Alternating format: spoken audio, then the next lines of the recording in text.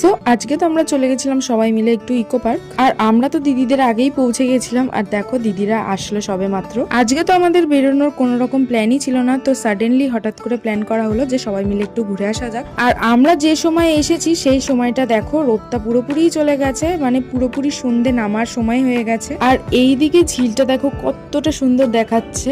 এই ঝিলটা দেখতে যেমন বড় তেমনি এই ঝিলে রয়েছে প্রচুর মাছ। আর তোমরা হয়তো দেখতেই পাচ্ছ, আমরা খালি চোখে যতটা সুন্দরভাবে দেখতে পাচ্ছিলাম জানি না কতটা দেখাতে পাচ্ছি তোমাদেরকে, ভালো করে দেখলে বুঝতে পারবে মাছগুলো ঘুরছে। আর এইখানে দেখো টয় ট্রেনটা যাচ্ছে, আর এই টয় ট্রেনটা করে কিন্তু পুরো ইকো পার্ক ঘোরা যায়। আর আজকে ঘুরতে এসে আমরা যত না ভালো সময় কাটিয়েছি তার থেকে বেশি আনন্দ করেছে আমাদের বাবান।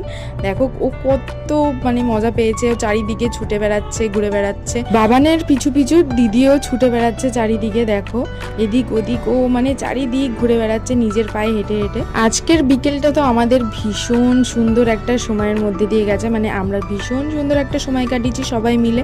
তো সচরাচর এইরকম মানে সময় কাটানো হয় না সেভাবে একসঙ্গে। বেশিরভাগ সময় সবাই যে যার নিজের কাজে ব্যস্ত থাকে, আর কিছু কিছু টাইমই পাওয়া যায় যেটা সবাই মিলে একসঙ্গে আনন্দ করে কাটানো যায়। ইকো পার্কে অনেকটা সময় কাটিয়ে আমরা চলে এসেছিলাম একটু সিলিকন ভ্যালিতে, মানে রাম মন্দিরে একটু চা খেতে। আর চায়ের সঙ্গে আমরা আজকে নিয়েছিলাম স্পাইরাল পটেটো, মানে পাতি বাংলা ভাষায় বা আলু ভাজা বলাই যায়।